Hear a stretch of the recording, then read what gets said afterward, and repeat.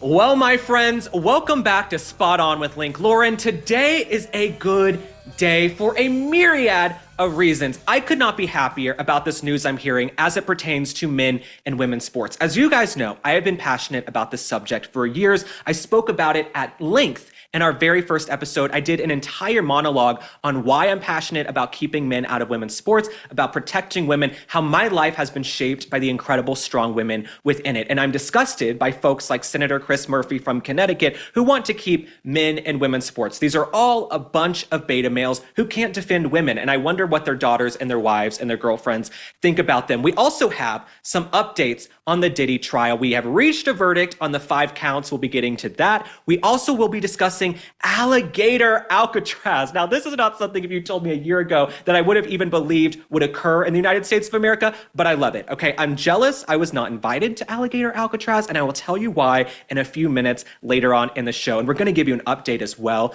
on Rosie O'Donnell. We have a Rosie update. She's over in Ireland, and she's still causing some chaos. She's still causing a stir, but I'm glad her herpes has cleared up. And today on the show, because of the news around men and women's sports and what's happening at UPenn, I have my friend Paula Scanlan coming on. She competed with Lia Thomas at Penn, and she has been at the forefront of this issue, working with Riley Gaines for years. They're best friends. They're basically sisters at this point. I could not be happier to have Paula Scanlan on, so we have a jam-packed show. Let's dive right in.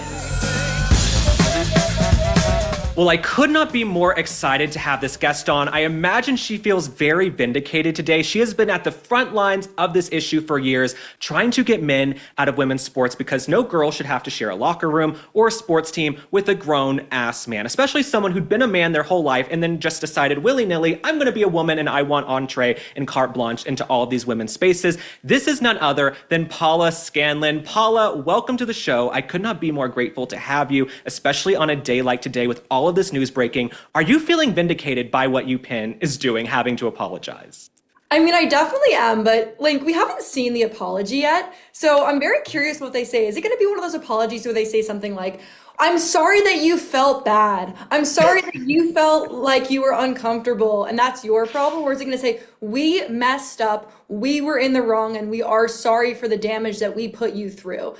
So I guess updates to come on that one. I'm still waiting for the apology, but someone in the comment section on my ex the other day wrote that your apology should be written in cursive on $100 bills. And honestly, I'm looking for that.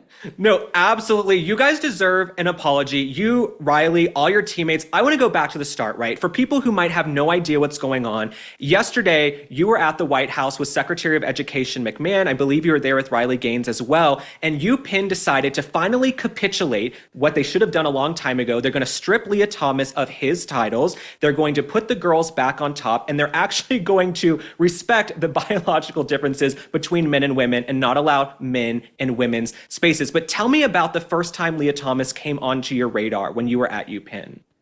Oh my gosh, this is a story that started actually so many years ago. So I was a sophomore. It was 2019. I was a sophomore. I was 19 years old. Our coach called a mandatory team meeting, and he invited a member of the men's team to lead this women's team meeting. And so at the time, going by William Thomas stood before the entire women's team and said, hey guys, just really quickly wanted to let you know I now identify as a woman. Please refer to me now with she, her pronouns. I'll be joining your team next season, and stay tuned, guys. I'm still picking my new name, so just keep posted on that.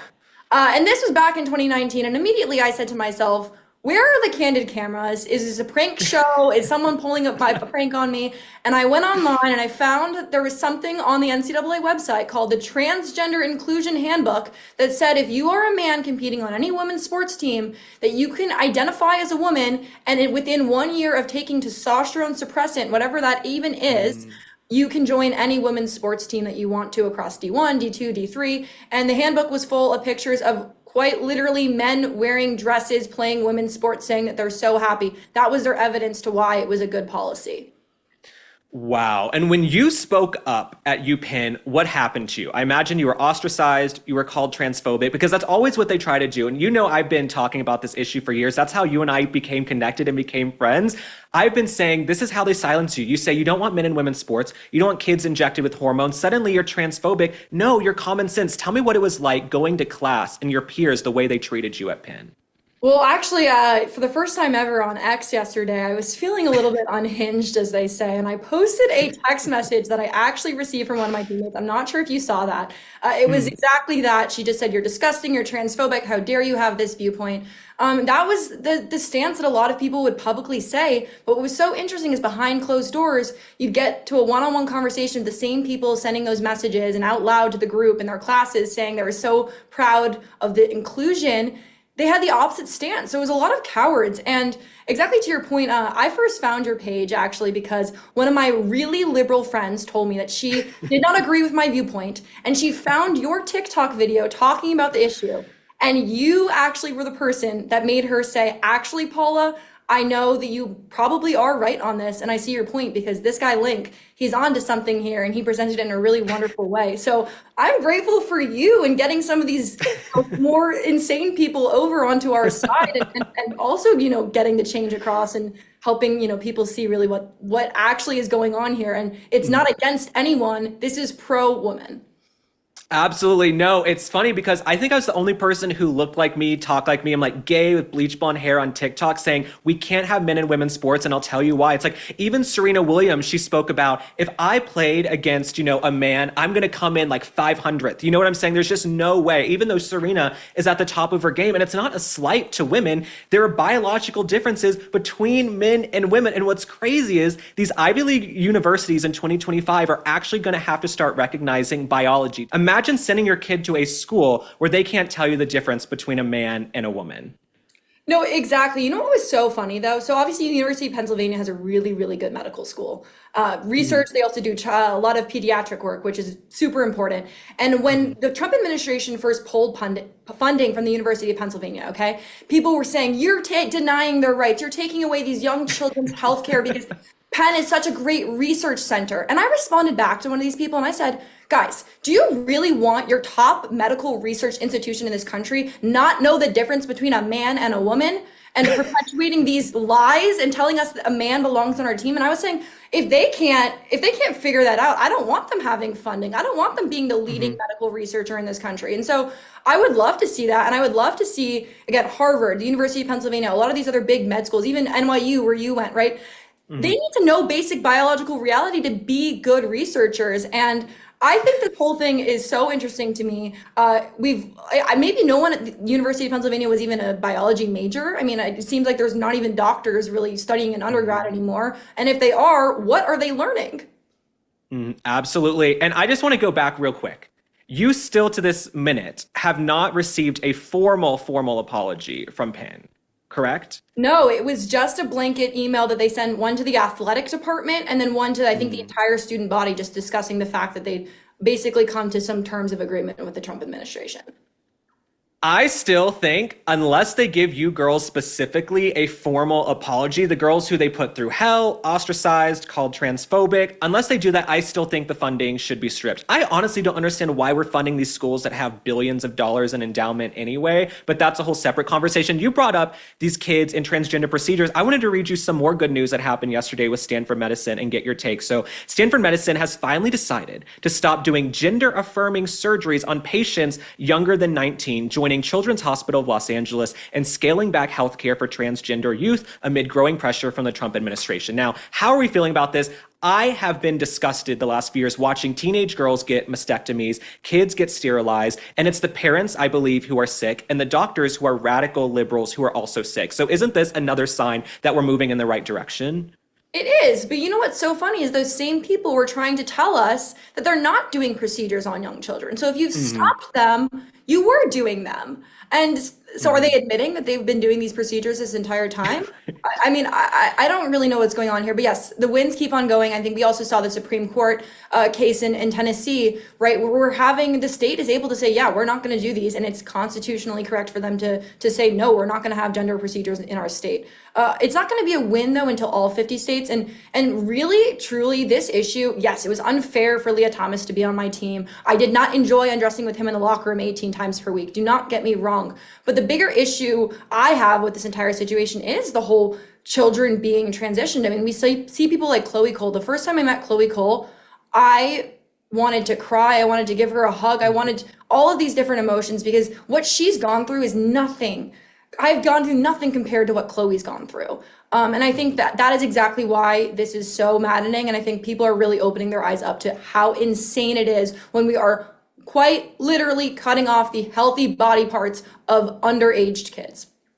Absolutely. And then I totally agree with what you're saying. They try and tell you this isn't happening. But when you look at the statistics, it's like hundreds and hundreds, thousands of young girls who are having mastectomies. They're being injected with hormones, and the trajectory of their entire lives is being affected. And back in the day, remember we used to have like tomboys, right? You would have effeminate boys. Nobody was trying to trans them or inject them with hormones. Now, if your daughter, likes to play or is a tomboy, you take her to the doctor. The doctor might be some radical who's like, well, she's transgender. You got to get her on the hormones now. So I still think, tell me if you agree, I think the doctors who have performed these surgeries historically should be stripped of their licenses, right? If you perform a trans surgery on a minor, I do not think you should be in the medical profession because you're pretty sick.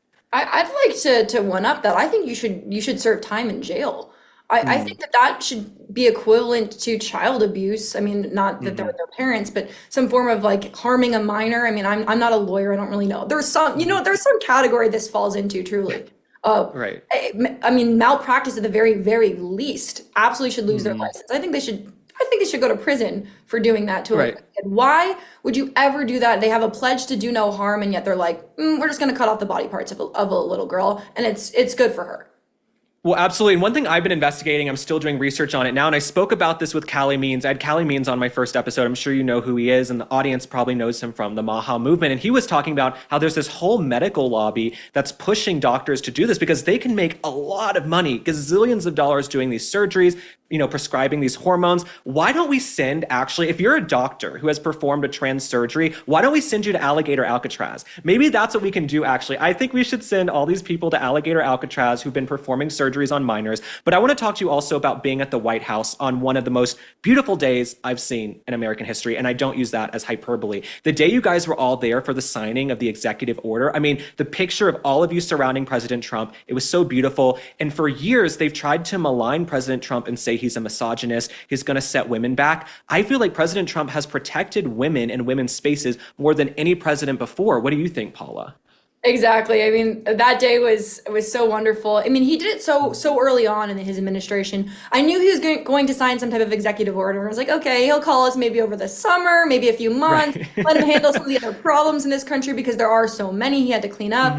But it was, a couple weeks into his administration, like, everyone come down, we're going to sign this executive order. And he was surrounded by women. There was not a single woman that was there that was calling him a misogynist, saying all these horrible things. And the leftist media has tried to paint Donald Trump as a misogynist, as a racist, as all of these different things. And it was so funny to see nope, there's a group of women that aren't just standing behind him, but are genuinely grateful for his role in protecting women's rights. I mean, I don't know how the left spins that one. And honestly, even the leftist friends that I still talk to, they can say all they want about Trump, but they say, you know what, Paula, that actually was a good thing. And I am actually happy that he did that.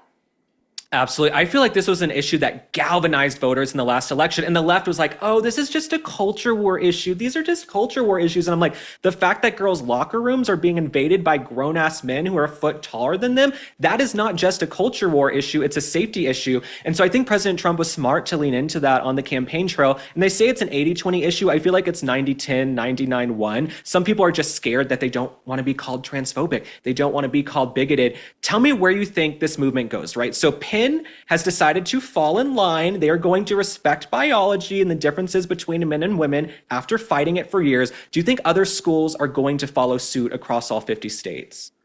I really hope so. I think we should keep pulling federal funding from any university that's doing this, but not just federal funding. I mean, I think we should pull, a lot of things. I think there's a lot of useless people that work at all of these institutions. I mean, when the University of Pennsylvania brought in this panel of administrators to talk to us, I was looking at these like 15 people and I said, what do you guys all do for work here? You're being paid over $100,000 to just sit there and tell me I'm a transphobic bigot. I mean, that's really what they're doing. So there's a lot more that needs to be cleaned up here. But again, the Trump administration, Secretary McMahon has done a wonderful job of really doing these things. They've investigated Harvard. They've investigated a lot of these schools, not just on the transgender issue, but also on things like anti-Semitism and other wild things happening on these college campuses. I think a lot of reform needs to be made, but I will say I don't believe this, and I know you don't believe this, but many people put the Ivy League institutions up on a pedestal. They think they're these amazing institutions. They look to them very highly. And I think there is a lot of value in the University of Pennsylvania and being one of those schools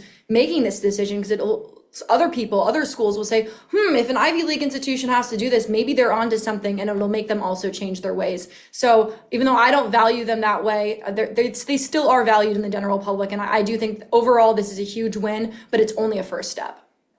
Absolutely. This is a first step, but is a huge step. And I just think if Kamala Harris had won in November, I mean, she wanted taxpayer-funded surgeries for transgender inmates. This is not someone who is going to protect women whatsoever. She allowed the illegal migrants to come in. She has Laken Riley's blood on her hands. In my opinion, Kamala Harris does. So I'm just so grateful that President Trump won. And I know there are people who maybe didn't vote for President Trump, but they're with him on this issue. And as for you, Paula, I'm so grateful for your time. I'm sure you have a gazillion hits to go do on Fox News and CNN. You and Riley are so booked and busy. You're like Destiny's Child today, okay? You guys are the dream team, and I love you. And I'm just so grateful to know you and to have connected with you. And I'm going to keep doing what little part I can do to fight for this issue. And I know you're out there killing it. So thank you.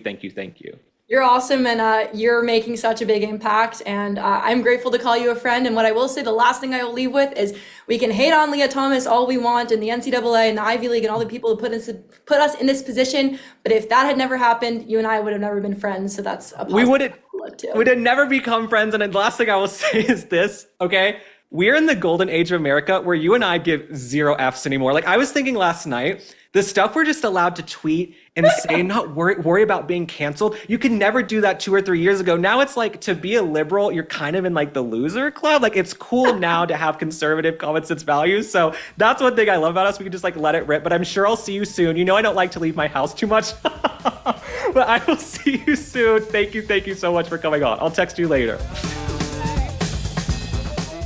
This episode is brought to you by Masa Chips. Now, as I told you guys on the last episode, I am obsessed with Masa Chips, not just because they pay me, not just because they are a sponsor of our show, but because the chips are actually good. Because you guys know, I'm not going to promote something that's a bunch of crap, but these chips, they beat every other tortilla chip. I have converted everyone in my family, everyone in my group of friends. They are all using Masa chips now. In fact, we're having some people over for the 4th of July in a couple of days. Of course, we're going to be having Masa chips with our guacamole, with our pico de gallo, with our salsa, because all the other chips break in the salsa. They break in the guacamole. Masa chips, they're sturdy, and I also don't feel guilty eating them because they're a little bit healthy, right? I don't know. They're made with beef tallow. They don't have any seed oils. They're just a little bit healthier than these other tortilla chips you're going to grab at the grocery store because they have no seed oils, just organic corn, sea salt, and 100% grass-fed beef tallow. Now, Masa Chips is also beloved by tens of thousands of customers and has been endorsed by industry-leading health and nutrition experts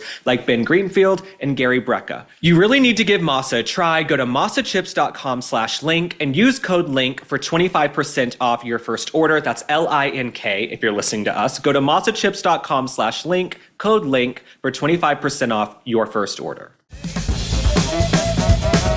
Now we have some breaking updates on the P. Diddy trial. This is not a trial I have followed the minutia of. As you guys know, I'm not super into trials, and I'm really not into P. Diddy. I think he's a gross, despicable person. I never really liked his music. I really just find him obnoxious, right? I think P. Diddy, anytime I see him on a show, he is absolutely obnoxious and so full of himself. I just live in a different world than P. Diddy. He is not someone I followed closely.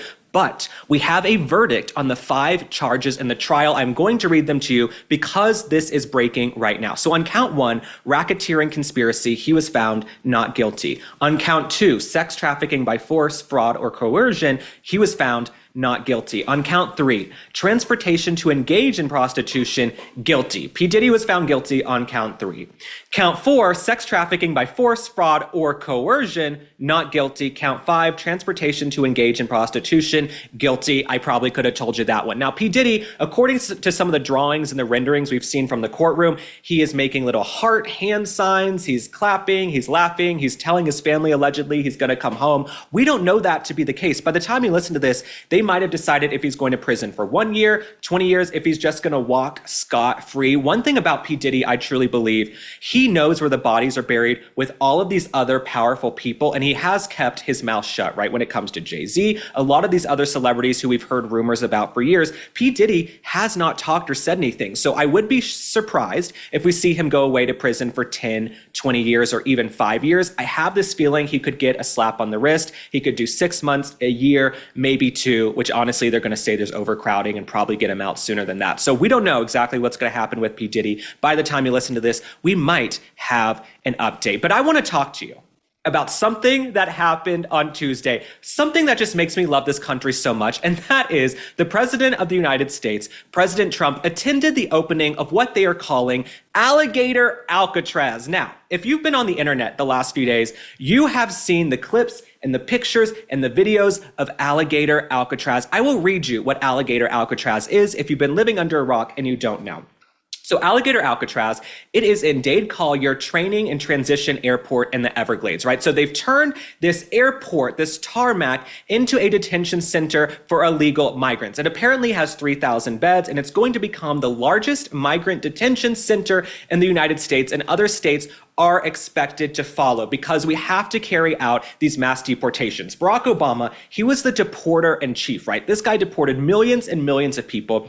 President Trump, Kristi Noem, Tom Homan, they're trying to get the worst of the worst criminals out of this country. So we have to go to these measures and we have to do these things. But when I was looking at Alligator Alcatraz, I was a little bit jealous that I wasn't invited because number one, I want a new pair of shoes, okay? I want a pair of some alligator shoes. And for that reason, I wish I'd been at Alligator Alcatraz. And when we were putting the show together, we actually Googled and found some insane alligator boots that are apparently $14,000. So I will not be wearing them, but we found these ridiculous alligator boots. And I said, you know what? They're not crazy enough. We need to find even crazier ones. So we found these red alligator boots, I believe, that have a little bit of fur in them, okay? I don't know what alligator they skinned to make these boots. Maybe a gay alligator? I don't know. They skinned a gay, sassy alligator to make these boots, but I'm a little bit jealous. I was not invited to Alligator Alcatraz. I feel like the alligator they use to make these boots probably orders a Cosmopolitan, an Appletini. When he goes to the bar, he might talk with a little bit of a lisp.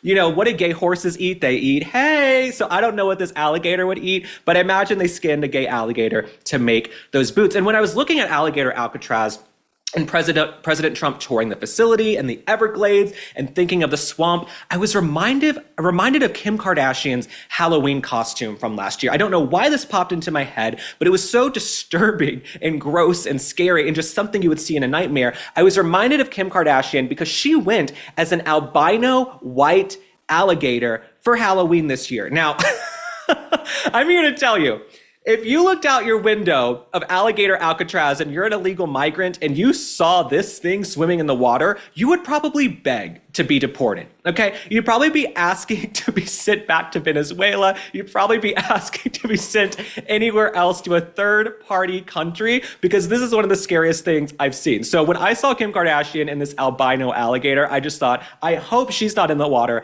outside of Alligator Alcatraz because these migrants are going to be asking to flee and get sent out of the country. But when I was thinking about Alligator Alcatraz, I was also reminded of this scene from Happy Gilmore. You guys know the Adam Sandler movie. I was reminded of this scene from Happy Gilmore. I want to just play it for you and take a look. Give it here! Pop it up, you dirty bastard! I swear to God, I'll rip it out of you! Give me the ball, alligator. Ah! You've got one eye. Chubbs. You took his hand.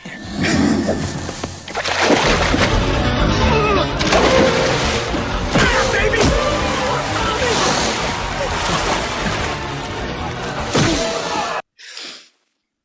That is what I imagine it would look like when the members of MS-13 and Tren de Aragua are trying to escape Alligator Alcatraz, when they're trying to swim across the agua, okay? When Tren de Aragua is trying to get over the agua at Alligator Alcatraz and get through the swamp, that is what I imagine it's gonna look like. I also was reminded of this clip from the show Wipeout. We have a clip, I just wanna take a look at that because it's probably what it looks like trying to escape Alligator Alcatraz as well.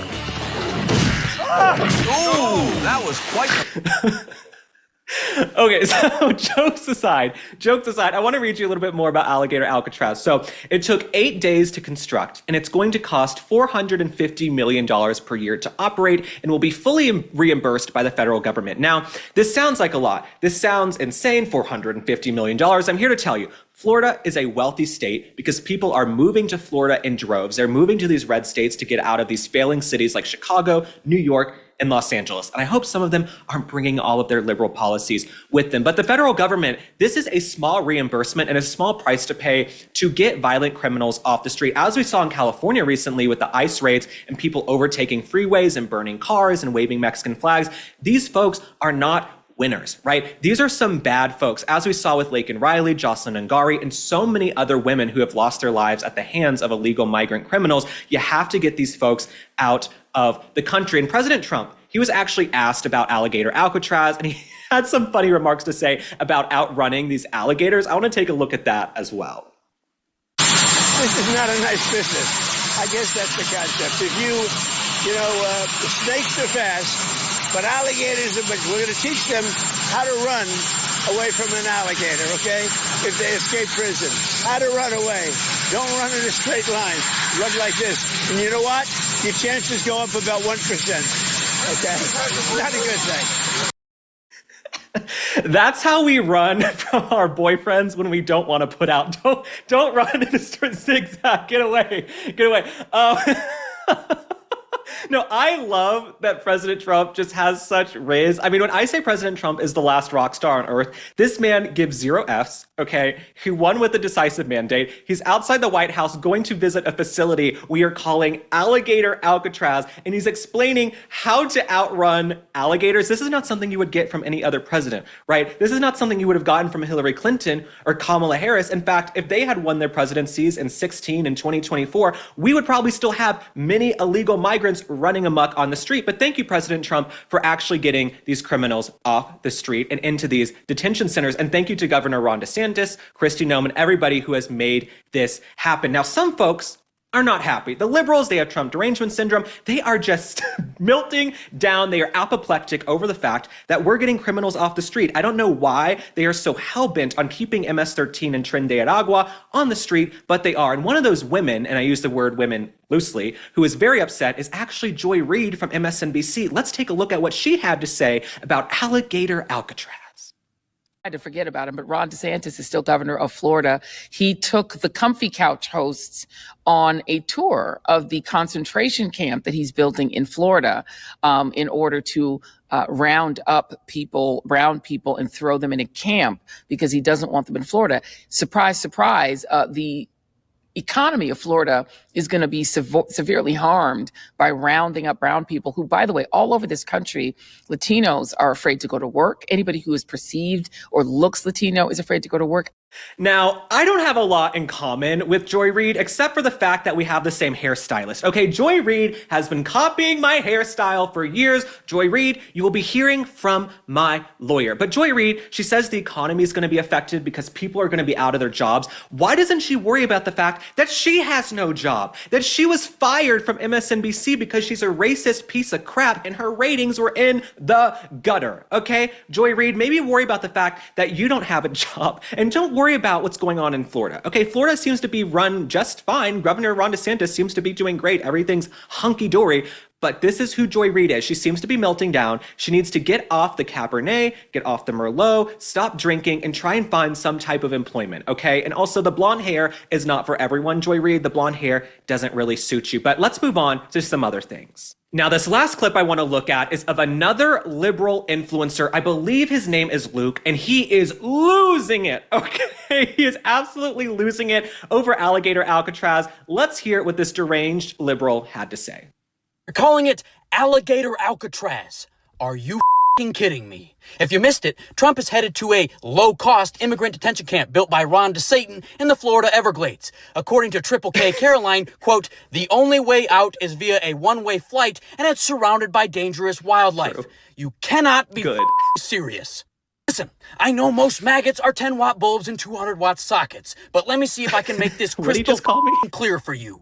A large concentration of folks deemed undesirable by the government put in a camp with no due process. If only there were some historical similarities there. Oh, wait, they might as well write, hard work will set you free above the entrance. This guy. This is why I can't date liberal men. I'm here to tell you the beta male low testosterone Trump derangement syndrome is not attractive. And ladies and gays, I would like to hear from you as well. And even from the men. I tweeted this yesterday and I got a lot of comments from men saying they can't date liberal women either. And I don't blame them. Some of these shrill liberal women who sit around watching MSNBC. But I wish this guy were as angry about the deaths of Laken Riley and Jocelyn Ngari as he is about this detention center being put up in Florida. And I'm here to tell you, when we look at the pictures of the detention center of Alligator Alcatraz, we can actually even compare it to the Obama-Biden era. We'll put that up on the screen. I'm here to tell you, Alligator Alcatraz looks nicer than my freshman year dorm. Okay, I had to share a dorm with a bunch of random people. We all shared one bathroom. It was a pigsty. It was absolutely disgusting. I couldn't wait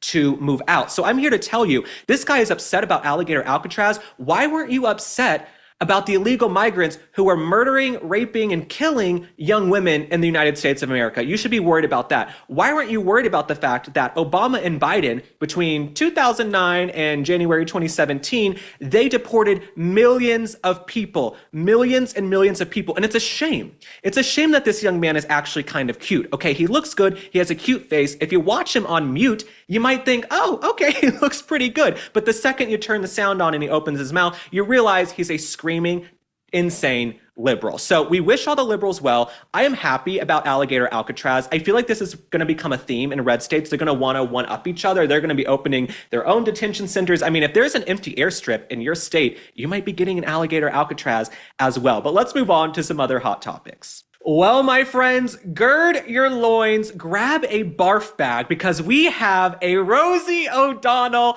update. Hallelujah. Rosie O'Donnell, somehow this woman has such a strong Wi-Fi connection over in Ireland that she can still call in and opine on everything going on here in American culture and politics. Me, if I fled the country, y'all wouldn't be hearing from me again, okay? If I were some multi-millionaire celebrity like Rosie O'Donnell who moved to Ireland, y'all would not be hearing from me. I would not be sitting up here doing this show. So Rosie O'Donnell, she's apparently very upset. She's upset about a lot of things, okay? I think she's upset when she looks in the mirror. She's upset when she gets up in the morning. I think she's upset that her daughter has allegedly been arrested about half a dozen times for meth and heroin. But Rosie O'Donnell is upset about Lauren Sanchez and Jeff Bezos' wedding, which we talked about at length on Monday's episode. We did a full deep dive. The episode did incredibly well. Thank you to those of you who tuned in and shared the episode. But Lauren Sanchez and Jeff Bezos, they had this over-the-top, lavish wedding in Venice because they are over-the-top, lavish, multi-billionaire people. Jeff Bezos is worth $200 billion. He's not trying to be Mr. Relatable. You know what I'm saying? And that's almost what I respect about him. He's not trying to be super relatable and act like he's one of us. He's one of the, forgotten men and women of this country. Jeff Bezos is like, look, I'm worth $200 billion. I'm going to spend 50, 60 million on a wedding. I'm going to invite a bunch of random celebrities that I want to hang out with. Get over it. Screw you. But Rosie O'Donnell, she's upset. And she actually did an Instagram post. She's been churning out Instagram posts, just attacking celebrities, attacking everyone. Here's what she had to say. And she did a picture side by side of Lauren Sanchez before and after. And Rosie O'Donnell said this: "It turned my stomach, seeing all these billionaires gathering in the gross excess of it all. The show of it. Is Oprah friends with Jeff Bezos? Really? How is that possible? He treats his employees with disdain. By any metric, he's not a nice man. And his fake femme-bot wife, who looks like that? Why would he choose her after the salt of the earth, McKinsey?" Now, Rosie, why don't you worry about your own relationship? You know what I'm saying? Rosie O'Donnell, if your side of the street looks like a frickin' bomb went off, don't worry about everybody else's, okay? I have my life in order, okay? My life is going well. My career is going well. So I don't have any qualms about sitting here and ripping apart these woke, out-of-touch, ridiculous celebrities. But the irony with Rosie O'Donnell is that she's also a woke, out-of-touch, ridiculous celebrity. That is who she is. So her trying to call out Lauren Sanchez for her plastic surgery, Also, last I heard, Rosie O'Donnell was allegedly on Ozempic or some type of Ozempic alternative, so she's able to worry about her physical appearance, and she's mad about Lauren Sanchez. So we're not saying we're Lauren Sanchez and Jeff Bezos' #1 fans here, okay? I like Thing 1 and Thing 2. I think they're little short and important, ridiculous characters. But Rosie O'Donnell, why are you so upset? Why are you so upset? You need to touch grass and get laid. That's my prescription for you. Touch grass, get laid, keep doing your Ozempic, and, enjoy your life. And real quick, before I forget, when we were looking at Rosie O'Donnell's Instagram putting the show together, I really thought I was seeing something. I thought they were my sleep paralysis demons. I thought I was having a nightmare. Rosie O'Donnell has been hanging out with Dylan Mulvaney. This is like when two despicable people team up. I don't know, the tectonic plates are going to shift now at this point. Rosie O'Donnell and Dylan Mulvaney, why don't they go do a reality show where they move into a cabin in Ireland and they braid each other's hair and take their hormones and their Ozempic and just inject themselves with whatever the hell they're injecting themselves with. So Rosie O'Donnell has found a new best friend, Dylan Mulvaney. Maybe they're in love. Maybe they're lovers. Dylan Mulvaney, I think he likes masculine men, so maybe Rosie O'Donnell isn't a far stretch. But some other folks who are upset about Lauren Sanchez and Jeff Bezos' wedding are Katie Couric and Charlize Theron. And so we have the notes here. Charlize Theron, she had some things to say. She said, "I think we might be the only people who did not get an invite to Bezos' wedding, but that's okay because they suck and we're cool." Now, she said this while hosting the 5th annual block party for the Charlize Theron Africa Outreach Project on Saturday. Now, anyone who names a charity after themselves, you're probably a ridiculous celebrity yourself. Okay, Charlize Theron, the fact that you call it the Charlize Theron Africa Outreach, shut the hell up. Okay, Charlize, you're worth hundreds of millions of dollars. You have ad campaigns with frickin' all these high fashion designers and brands and perfumes. You are no better than Lauren Sanchez and Jeff Bezos. Okay, so stop trying to act holier than thou. And you're so upset that they threw this lavish wedding, because if it was anybody else, he probably would have been at the wedding. And Charlize Theron, one thing about her we might have to dive into in a future episode, she allegedly adopted 2 boys from Africa, right? She adopted 2 young boys from Africa, which is great to give these boys a home. Apparently, both boys are now transgender. Allegedly, the kids are transgender and identify as little girls, and she's dressing them up as girls. What are the odds, Charlize Theron, that you adopt 2 boys from Africa and they both turn out to be transgender and now you're dressing them up as girls? That's something you should go worry about. That is maybe something on your side of the street that I would focus on, as opposed to a wedding that happened in Venice. Now, the last person, Katie Couric, she had some things to say as well. She said, "Welcome to the 80s, when big hair and conspicuous consumption ruled. Apparently, tacky is back." Now, she left these comments on Jack Schlossberg's Instagram post on Friday, but since deleted the comments and the post as well. So now, Katie Couric, we don't need to hear from you either. Okay, all these women, I think they're upset they weren't invited to the wedding. They feel like, why weren't we invited to Jeff Bezos and Lauren Sanchez's wedding? I think if they were invited, we wouldn't be hearing from them. And the Katie Couric of it all. Katie Couric is the type of person who would 100% go to this wedding. Katie Couric loves to comfort and hang out with famous, fabulous people. So Katie Couric, you're full of crap. Charlize Theron, you're also full of crap, but we have to move on to some more hot topics. Let me tell you a story about a guy named Leo Grillo. While on a road trip, Leo came across a Doberman. This dog was severely underweight and clearly in trouble. Leo rescued that Doberman and named him Delta. Sadly, Delta was just one of many animals that needed help, which inspired Leo to start Delta Rescue, the largest no-kill, care-for-life animal sanctuary in the world. They've rescued thousands of dogs, cats, and horses from the wilderness, and they provide their animals with shelter, love, safety, and a home. This dedication and everlasting love to animals is Leo's mission and legacy. Delta Rescue relies solely on contributions from people like us. And if you want caring for these animals to be part of your legacy, speak with your estate planner, because there are tax-saving estate planning benefits too. You can grow your estate while letting your love for animals live well into the future. Check out the estate planning tab on their website to learn more and speak with an advisor. We call a dog man's best friend for a reason. You can help those who need it most, so please visit deltarescue.org today to learn more. That's deltarescue.org. Now, to round out the show, we have an edition of Go Woke, go broke, because more businesses every single day, they're going woke and they're going broke. We saw this with Bud Light and Dylan Mulvaney. They strayed from their core competencies. I don't know why they hired a man in a dress to promote a beer company that frat boys and all of my friends like to drink. I didn't really understand that. It wasn't the best marketing business decision for Bud Light. And we've seen this with other companies. We've seen this with movies like Snow White hiring Rachel Zegler. Disney continues to go broke doing these woke movies. Well, another brand that has officially gone woke and broke is Jaguar. Okay, some people say Jaguar. I don't drive a Jaguar, don't know many people who drive Jaguars, but it's pretty much a luxury, nice car company. Well, they had this advertisement. They did this advertisement where they had a man in a dress, and it looked like these people were walking out onto Mars, maybe. They were, extraterrestrial. They were all vibrant and colorful. And what I felt was really missing from the Jaguar ad was the car. Where the hell is the car? You're selling vehicles and there are no vehicles in the advertisement. Okay, you've got a man in a dress, all these sort of like non-binary, like androgynous people walking around some pink planet. And then Jaguar also changed their logo. That's a big no-no, okay? You gotta be very careful changing the logo. We've seen that with HBO Max. They went from Max to this, to that, to now they're going back to HBO Max. So Jaguar, you made your own demise. But Jaguar, let me read you some of these statistics, right? They recorded only 49 new vehicle registrations across Europe in April 2025, compared to the 1,961 cars sold during the same month the previous year. This is a 97.5% plunge, one of the steepest declines ever for a premium car maker in recent history. And it's because, excuse me, I was having some chips during the break. This is because Jaguar decided to go woke and broke, okay? If you hire a bunch of men in dresses and put them in rainbow clothes and they trot around on some planet in the advertisement, that's not gonna help you sell cars. You know what's gonna help you sell Jaguars? Why don't you put like a freaking hot chick, like a Carl's Jr. commercial, put a chick in a bikini and heels with blown up lips and big breasts, put her in the car driving 100 miles per hour down the road with some fun techno music, do that. Okay, and then men might want to go buy the Jaguars. You know what men don't want to buy? A car for a bunch of androgynous, non-binary looking men in frickin' dresses, okay?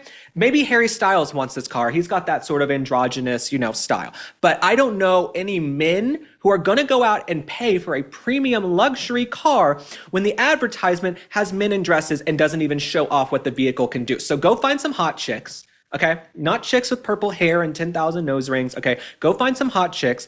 Put them in the car, put some techno music over it, boom, boom, boom, boom, boom, and have that car go down the road at a freaking 100 miles per hour, and maybe men will go buy your cars, or else continue going woke and broke. But that concludes this episode of Spot On with Link Lauren. I could not be more grateful to Paula Scanlan for coming on. The second I saw this breaking news, I thought I have to text her. I saw her at the White House yesterday. I said, let's just see if she responds. There's terrible cell service at the White House, but I texted her, especially in the executive office building. When I texted her, I'm like, would you potentially come on my show, because you've been at the forefront of this issue, and as it pertains to Lia Thomas, there's no one better we could have had on today. So I'm so grateful to Paula Scanlan. I'm grateful to you guys. I'm grateful for everybody working on this show, but I will see you on the next one. Bye.